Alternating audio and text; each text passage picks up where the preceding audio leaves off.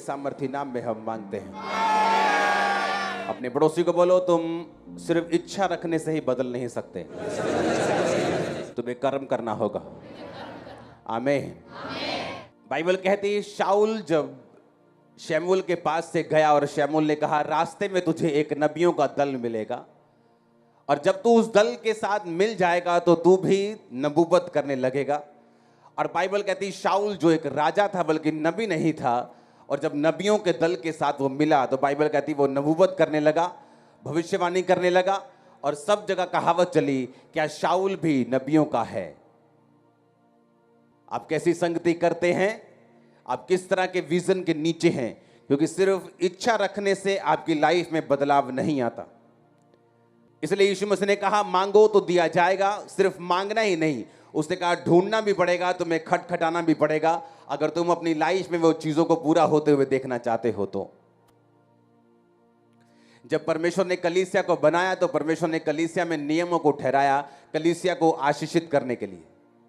इसलिए पौलुस ने उस कलीसिया को कहा कि तुमने 2 बार मेरी सुसमाचार फैलाने में सहायता की है, अब मेरा परमेश्वर तुम्हारी हर घटी को इज्जत समेत पूरा करेगा, बेइज्जती समेत नहीं। कलीसिया के आशीषित होने का रीजन यह है कि कलीसिया उन कामों में, उन दर्शनों में परमेश्वर का साथ दे और परमेश्वर के दास का और परमेश्वर के विजन का और उसके अगुए के साथ हो जो परमेश्वर ने उसको दिया है। अब इमेजिन करो अंबाला चर्च, ये फर्स्ट संडे है। इमेजिन करो फर्स्ट संडे और वहां पे ओवरफ्लो हो चुका है, हॉल में जगह कम हो चुकी, लोग बाहर बैठे हैं। और कैसे? और मैं आपको दावा करता हूं कोई लाखों रुपया भी खर्च ले, इतनी बड़ी चर्च वहां पैदा नहीं कर सकता। मैं आपको सच कह रहा हूं, लाखों रुपया खर्च के भी। शैतान क्या चाहता है? शैतान ये चाहता है कि सबसे पहले तो आप मसीह में आए ही ना। अगर आप मसीह में आ चुके हैं, वो ये चाहता है कि कम से कम आपका जो असर हो, आपका जो रिजल्ट हो, वो कम से कम कर दिया जाए। 100 गुना फल ना आए, 60 गुना ना आए, 30 गुना भी ना आए, 30 गुना या आए उससे भी कम आए। शैतान ये चाहता है। वो देख लेता है कि अगर ये बंदा मसीह में आ भी गया तो अब इसके फल को किस तरह से कम करना है। आप सिर्फ इच्छा रखने से ही ना तो अपनी लाइफ में बदलाव देख सकते हैं, ना ही आप परमेश्वर के राज्य में बदलाव देख सकते हैं, ना ही आप वो कर सकते हैं जो परमेश्वर ने आपके लिए सोचा हुआ है। कोई लाखों रुपए खर्च करके भी इतनी बड़ी चर्च वहां नहीं रख सकता। जो जस्ट आई थिंक 10 दिन के अंदर अंदर ये चर्च को स्टार्ट किया, 10 दिन भी ज्यादा होंगे। आई थिंक खामरा चर्च का ये सबसे बड़ा संडे है लास्ट तक। आई थिंक इसके बाद जगह थोड़ी सी रह जाएगी, पीछे पूरा 1000 फुट कंप्लीट हो जाएगा। लेकिन सुनो मेरी बात, परमेश्वर ने आपको एक खास काम करने के लिए बुलाया है। आप जानते हैं क्यों परमेश्वर आपको ब्लेस कर रहा है? क्यों खामरा चर्च की टेस्टिमनीज, क्यों परमेश्वर आपको हील कर रहा है? बाइबल कहती है गवाहों का एक बड़ा बादल तुमको घेरे हुए है। बाइबल कहती है परमेश्वर ने प्रेरितों के द्वारा चिन्ह और चमत्कार को दिखाकर तुम्हें यह दिखाया कि मैं इस चर्च के साथ हूं, मैं इस दर्शन के साथ हूं, मैं कर रहा हूं सब कामों को। कौन कर रहा है हीलिंग? पवित्र आत्मा। कौन कर रहा है कामों को? पवित्र आत्मा। बाइबल कहती है पवित्र आत्मा निरुत्तर करेगा लोगों को पाप के विषय में, धार्मिकता के विषय में। अब कलीसिया परमेश्वर ने आशीषित होने के लिए बुलाई है, लेकिन कलीसिया आशीषित नहीं हो सकती जब तक वो परमेश्वर के असल मकसद को नहीं समझती। मैंने अमीर लोग देखे हैं क्रिश्चियन, जब उनकी लाइफ में परमेश्वर को बरकत देना शुरू कर देते हैं, उनको फाइनेंशियली बढ़ाना शुरू कर देते हैं, वो क्या करते हैं? वो किसी चर्च के साथ जुड़े नहीं हुए, क्योंकि परमेश्वर का पहला मकसद है रूहों को बचाना। और आप सब लोग ये जानते हैं कि यीशु मसीह, क्रिश्चियनिटी किसी रिलीजन का नाम नहीं है। परमेश्वर आपके धर्म को बदलना नहीं चाहते, वो आपकी लाइफ में इंटरेस्टेड है, आपकी लाइफ को चेंज करना चाहते हैं। और अब परमेश्वर का असल मकसद है रूहों को बचाना, कि आप लोग पापों से तौबा करें और स्वर्ग राज्य में प्रवेश करें। लेकिन मैंने क्या देखा, क्यों आज लोगों की लाइफ में रिजल्ट नहीं? मैंने बहुत से अमीर क्रिश्चियन लोगों को देखा है, जब उनकी लाइफ में बरकत आती है, जब वो फाइनेंशियली स्ट्रांग होना शुरू होते हैं, किसी चर्च के साथ नहीं जुड़ते, अपनी एनजीओ खोल लेते हैं। अपनी एनजीओ खोल के और उसमें विधवा को दान दे रहे हैं, उसमें सब कुछ कर रहे हैं और उनका नाम हो रहा है इस वजह से। और बाइबल का वचन टूट रहा है कि जब तेरा एक हाथ दान दे तो दूसरे हाथ को मालूम नहीं होना चाहिए। आप नहीं जानते कितने हजार परिवार खामरा चर्च से राशन लेते हैं, लेकिन उनकी पिक्चर्स कभी रिलीज नहीं की जाती। तभी कुछ दिखाया जाता है जब किसी सन को, किसी 1200 1500 जो सन्स है चर्च के फॉलो करते हैं, उनको दिखाने के लिए कि तुमको भी ये फॉलो करना है, तो वो पिक्चर्स इंटरनेट के ऊपर डाली जाती। बाइबल कहती प्रेरितों के पांव के ऊपर लोग पैसों को रखते थे, और प्रेरित जब पैसों को लेते थे तो चर्च से हेल्प होती थी, चर्च से सुसमाचार का काम होता था। मैं आपको बता सकता हूं कि अगर आप लाखों रुपया भी खर्च लें, इतनी बड़ी चर्च पैदा नहीं कर सकते जो खामबरा चर्च हजारों रुपए में पैदा करता है। आप 25 लाख लगा के वो काम नहीं कर सकते। अब चर्च इस पोजीशन पे जो 1 लाख लगा के कर सकती, लेकिन लोगों को मालूम नहीं। मैंने लोगों को देखा कि शैतान उनकी लाइफ में जब देखता है कि इसको किस तरह से इसके पैसे को भी कम से कम रिजल्ट में बदला जाए, और मैंने बहुत से लोगों को डिस्ट्रैक्ट देखा है, क्योंकि आपका पहला मकसद, चाहे आप अमीर हो चाहे गरीब हो, चाहे आप किसी भी पोजीशन पे हो, आप एक ऐसे विजन के साथ जुड़े होने चाहिए जो रूहों को बचाने का काम कर रहा है, क्योंकि यही आपकी ब्लेसिंग का सोता होगा, यही आपकी ब्लेसिंग का मेन कारण होगा। जब परमेश्वर आपको एक ऐसे दर्शन के साथ जुड़ा हुआ देखेगा जो रूहों को बचाने के लिए काम कर रहा है। आमीन। इसलिए परमेश्वर आपको आशीषित कर रहे हैं, इसलिए आप वो टेस्टिमनीज सुन रहे हैं। आप रेगुलरली ऐसी टेस्टिमनीज नहीं सुनते। लोग बोलते हैं यहाँ टेस्टिमनी जो हम सुनते हैं हमने कभी नहीं सुनी, हमने ऐसे रसौलियां बाहर आते हुए, कैंसर निकलते हुए, गिरते हुए कभी नहीं देखे, ये व्हीलचेयर ऐसे आम तरीके से उठते हमने कभी नहीं देखा, क्योंकि मकसद रूहों को बचाना है। हालेलुया।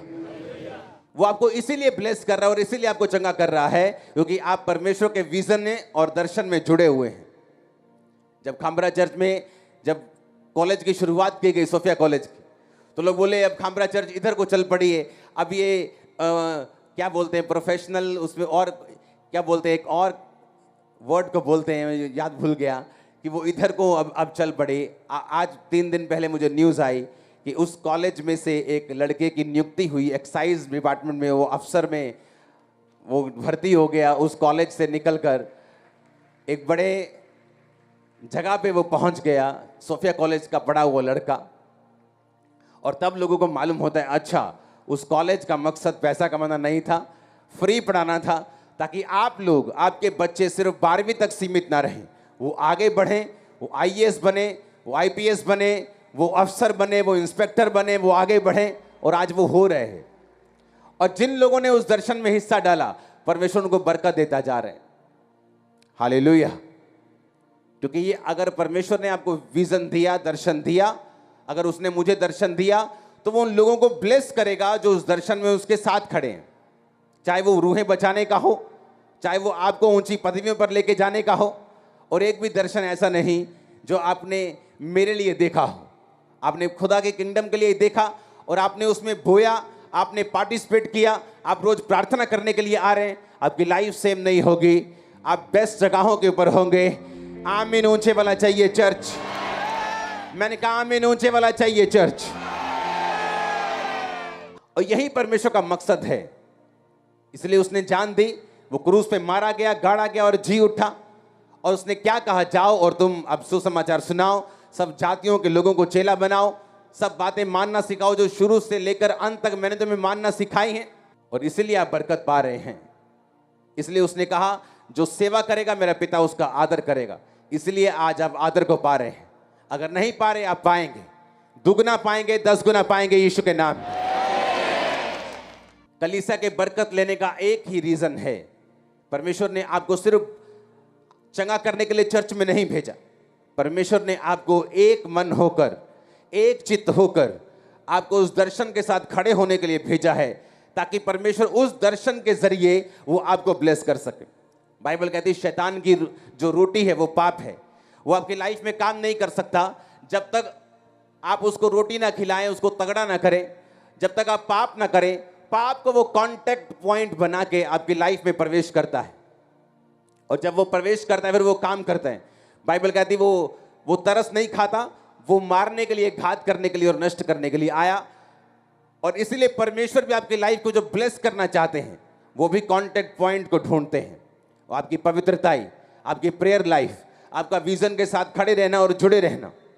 आप अगर दर्शन, ऐसे दर्शन में हैं जो रूहें बचाने में काम कर रहा है, चाहे आप किसी भी तरह से क्यों नहीं हैं, चाहे आप वॉलंटियर हैं, चाहे कैमरामैन हैं, चाहे पर्दे के आगे, चाहे पर्दे के पीछे हैं, आपकी मेहनत को नोट किया जा रहा है दूतों के द्वारा, खुदा के द्वारा। मैं आपको सच कह रहा हूं, आपका फसल दूसरों से अलग होगा और बड़ा होगा और 100 गुना होगा। आमीन ऊंचे वाला चाहिए चर्च। Hallelujah, hallelujah. और इसी काम को करने के लिए परमेश्वर ने आपको बुलाया है। इसलिए उसने कहा जाओ और सुसमाचार को सुनाओ। तुम निकलो अपने घरों से, अपने मोहल्लों में जाओ, अपने नगरों में जाओ और सुसमाचार को सुनाओ और सब लोगों को बाप बेटा पवित्र आत्मा के नाम में बैप्टाइज करो। बाइबल कहती प्रेरितों के काम में जब सब लोग एक मन होकर प्रार्थना करते थे, और जिस दिन पवित्र आत्मा उतरा उस दिन भी वो एक मन होकर प्रार्थना कर रहे थे कि परमेश्वर, तेरे वचन में लिखा कि अंत के दिनों में तो अपना आत्मा सब मनुष्यों के पर उंडेलेगा, तेरे बेटे बेटियां भविष्यवाणी करेंगी, तेरे दास दासियों पर भी तो अपनी आत्मा को उंडेलेगा। वचन के बीच से जब वो प्रार्थना कर रहे थे, बाइबल कहती पवित्र आत्मा उन सब पे उतरा। फिर क्या हुआ? हर पूरी कलीसिया, खाना बनाने से लेके, प्रचार करने वाले से लेके, सफाई करने वाले से लेके, वो सुसमाचार का काम करने लगे। और इसीलिए बाइबल कहती उनमें से एक भी दरिद्र नहीं था। कोई अपनी प्रॉपर्टी अपनी नहीं समझता था। जितनी जरूरत होती थी लोग अपनी ऑफरिंग को लाते थे, अपनी प्रॉपर्टीज को बोते थे। और बाइबल कहती एक भी दरिद्र नहीं था। क्यों? क्योंकि जैसे जैसे वो बोते जाते थे, काम बढ़ता जाता था, सेवकाई बढ़ती थी, रूहें बचती थी और परमेश्वर उनको भी ब्लेस करता था। और यही रीजन था कि उस कलीसिया में कोई भी दरिद्र नहीं था। कारण यह था कि आप परमेश्वर को हरा नहीं सकते। बाइबल कहती है दाऊद जब परमेश्वर के भवन को बनाने लगा तो उसने अपनी जिंदगी का सबसे बड़ा बीज बोया। अपना सारा पर्सनल सोना उसने परमेश्वर को दे दिया। राजा के जमाने में भी ऐसा होता था। राजा के अपनी पर्सनल ज़मीनें होती थी, अपनी पर्सनल खेती होती थी, राजा के अपने पर्सनल बिजनेस होते थे। एक तो वो पूरी स्टेट को, पूरे देश को चलाता था, एक उसके पर्सनल इनकम भी होती थी, तो राजा सबसे अमीर होता था। आज भी दुनिया में ऐसे राजे हैं जिनकी पर्सनल इनकम हजारों करोड़ों में है। और बाइबल कहती है दाऊद ने अपनी पर्सनल इनकम को, जो परमेश्वर का भवन शुरू हुआ, उसने बोया। हुआ क्या? जब उसका बेटा बड़ा हुआ, जब सुलेमान राजा बना, उसने प्रभु से बुद्धि मांगी, उसमें भी बोने वाला आत्मा था। अपने पिता का वो फॉलो करता था। बाइबल कहती है जब वो परमेश्वर के भवन की ओर जा रहा था तो उसने हजारों भेड़ों को चढ़ाया। परमेश्वर उसकी भेंट से प्रसन्न हुआ था। उसकी भेंट को देखकर परमेश्वर ने उसको विजन दिया था। आपकी भेंट, आपका दिल का खोलना, चाहे वो पैसों के लिए हो, चाहे वो परमेश्वर के घर के लिए हो, चाहे वो सेवा में आने के लिए हो, चाहे वो खुदाबंद को टाइम देने के लिए हो, जब परमेश्वर आपके हार्ट को ओपन देखता है, वो आपको दर्शन में बात करता है, वो आपको छुटकारा देता है, वो आपको अपलिफ्ट करता है, वो आपको आगे बढ़ाता है। जो नहीं हुआ आपकी लाइफ में होता है। और वैसा ही हुआ सुलेमान की लाइफ में। रात को उसको सपना आता है, परमेश्वर बोलते तुझे क्या चाहिए?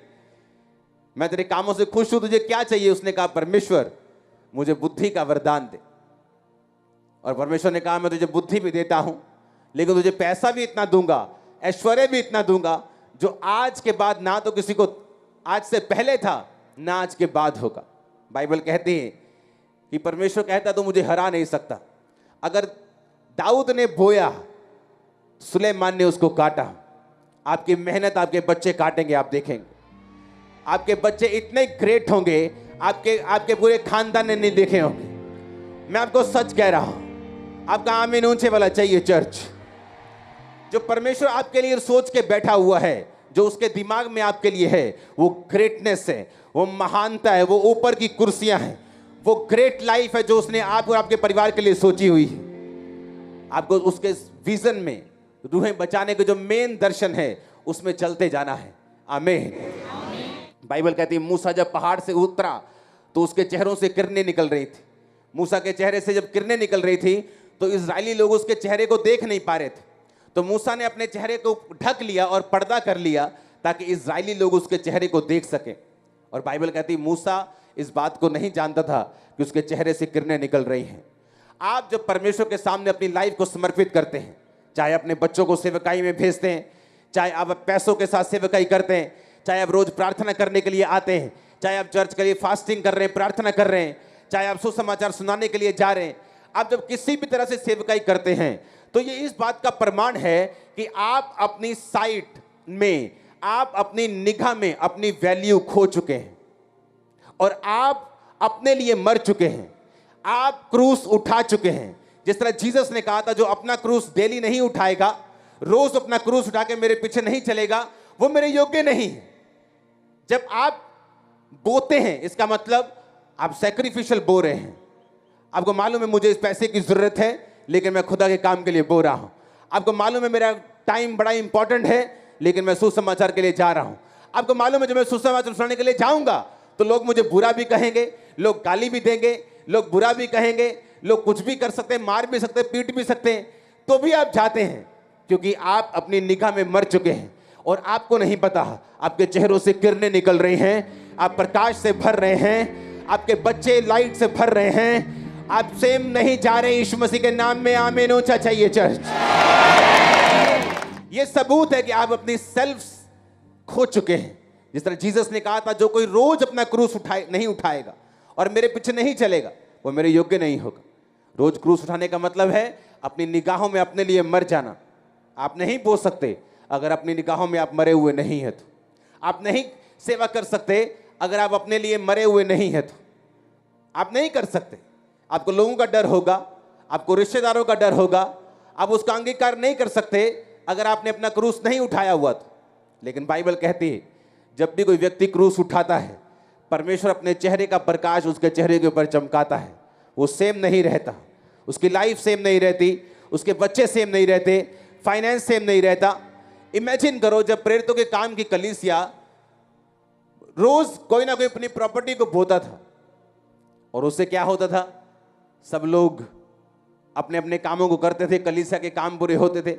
पतरस का कोई बिजनेस नहीं था जिसको वो आपके पैसों से चला रहा था। तो ऐसे तो सब गरीब हो जाएं। अगर हर बंदा अपने अपना घर बो के चर्च में आता जाए तो सारे गरीब होते जाएं, तो वो गरीबों की कलीसिया हो जाती है। लेकिन बाइबल कहती है उनमें से कोई भी दरिद्र नहीं था। क्यों? जब आपने बोया, जब दाऊद ने बोया, सुलेमान ने नहीं भी मांगा, तो सुलेमान को परमेश्वर ने सारा उस दाऊद का असर दिया जो दाऊद ने अपने पर्सनल पैसों को बोया था। आप परमेश्वर को हरा नहीं सकते। आप उसको पैसा देंगे, वो आपको बरकत देगा। आप उसे टाइम देंगे, वो आपको गोल्डन टाइम देगा। आप रूहों को बचाएंगे, वो आपके बच्चों को टॉप की कुर्सियों के ऊपर लेके जाएगा। मैं आपको बता रहा, आप उसको हरा नहीं सकते, आप परमेश्वर को बीट नहीं कर सकते। अपनी लाइफ को डेडिकेट करके खुदा के कामों में चलाना है।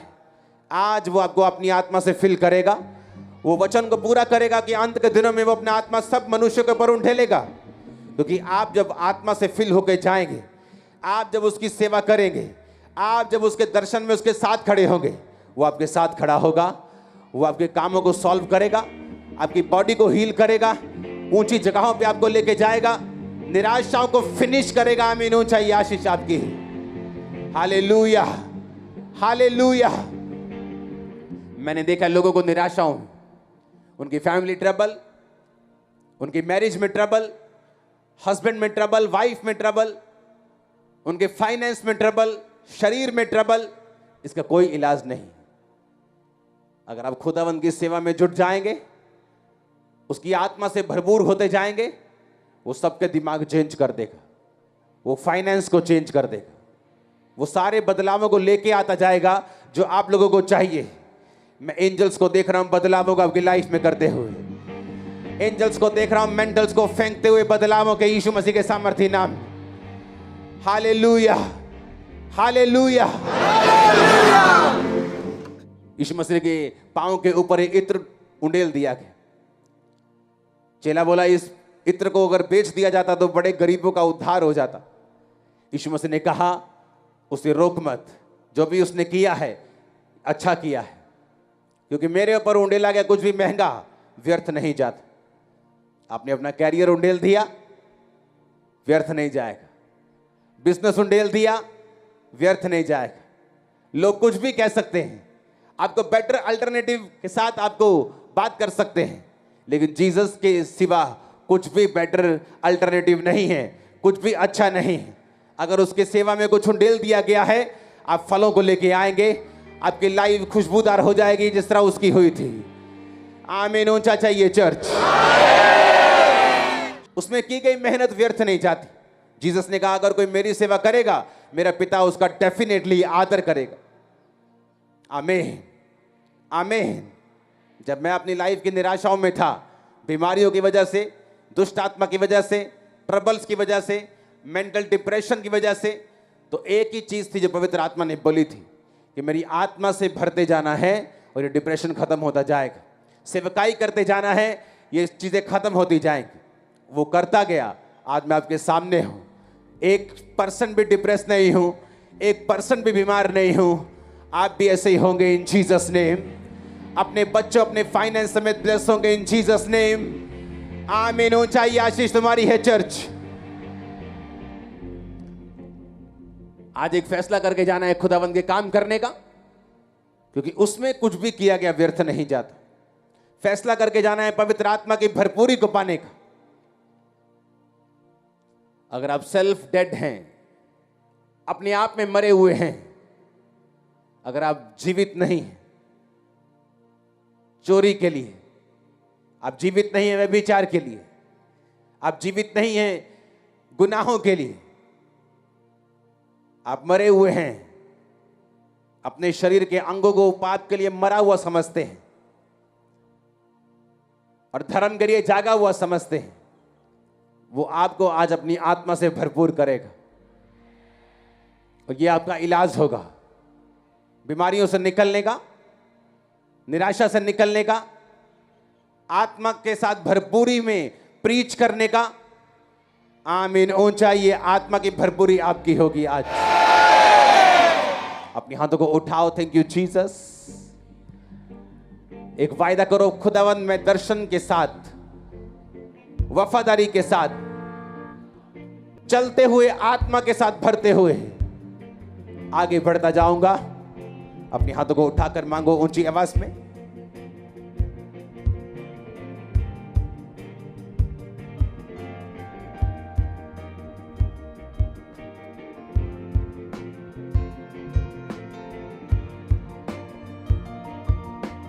अपने हाथों को उठाओ, सब जन खड़े हो जाओ।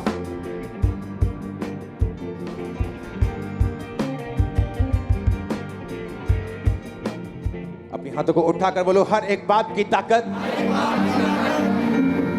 आज इस खुदावंद की प्रेजेंस में मेरी जिंदगी से टूट जाए। आज पवित्रताई की सामर्थ मुझ पे आए और मैं सेम वापिस न जाऊं यीशु मसीह के नाम में। आमीन। क्या आप भरना चाहते हैं खुदावंद की आत्मा के साथ?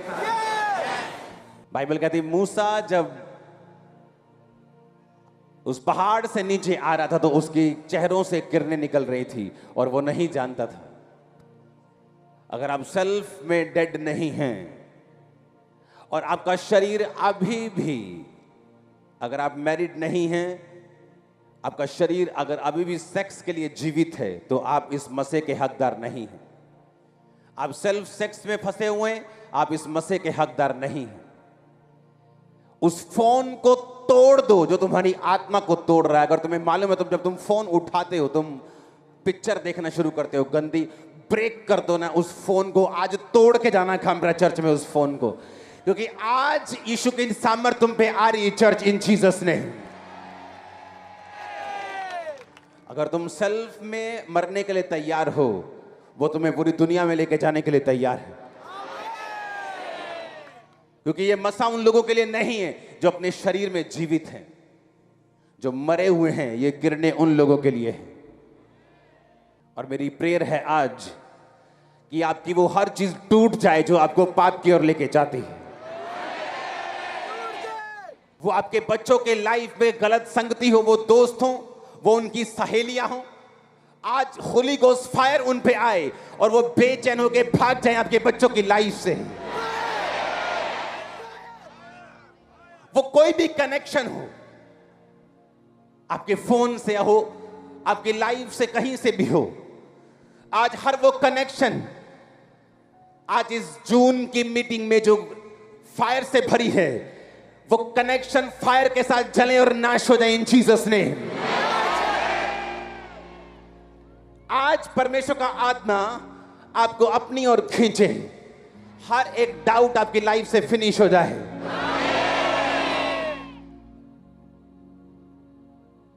अगर आज से यीशु मसीह की निगाहों में वैल्यूएबल बनना है, कीमती बनना है, तो आपको उसके राज्य के लिए काम करना होगा, और जो पवित्र आत्मा की भरपूरी के बिना पॉसिबल नहीं है। मैंने कहा उस फोन को आज तोड़ के जाना जो फोन तुम्हें गलत राहों की ओर लेके जा रहा है।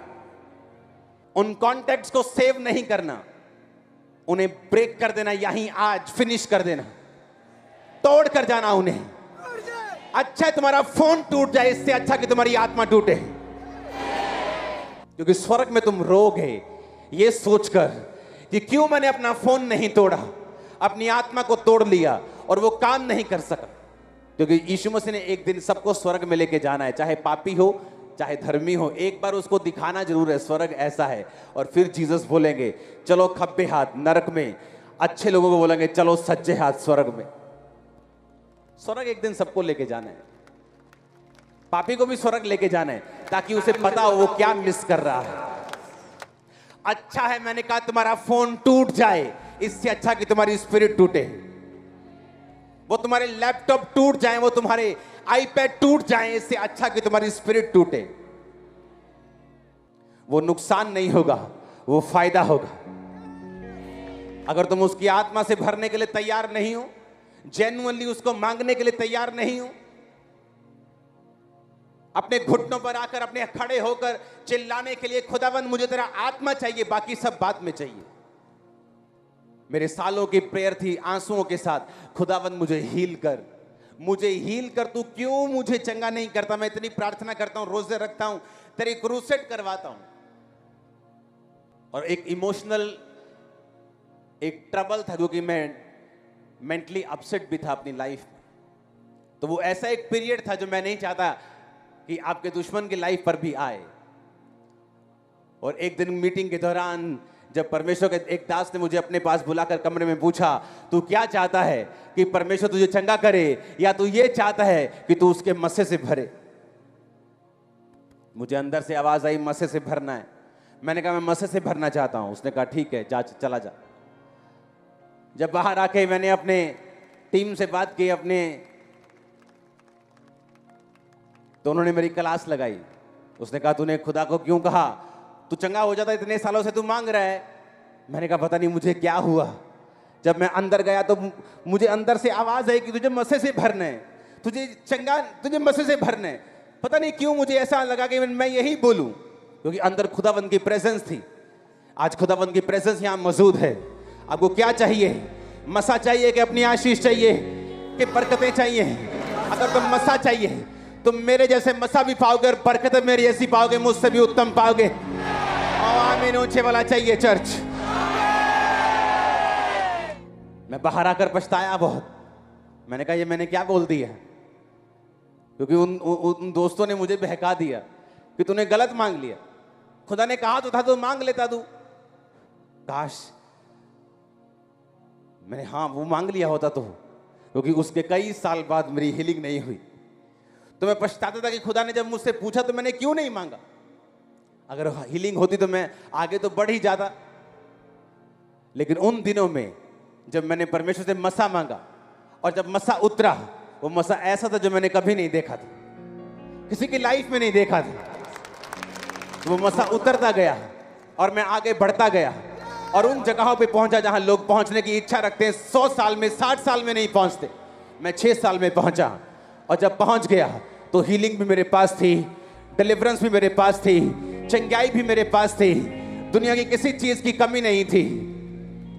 इसलिए मैंने कहा तोड़ दो आज उस फोन को जो आपको पॉर्न पिक्चर्स की ओर लेके जाता है। तोड़ दो आज उन कॉन्टेक्ट्स को जो आपको पाप की ओर लेके जाते हैं। हेवन आपका आदर करेगा, हेवन स्वर्ग आपका आदर करेगा। मैंने कहा वो आपके बंधनों को तोड़ेगा, बेइज्जतियों को तोड़ेगा, निरादर को तोड़ेगा, गरीबी के श्राप को तोड़ेगा। वो आपका आत्मा से फिल करेगा in the mighty name of Jesus.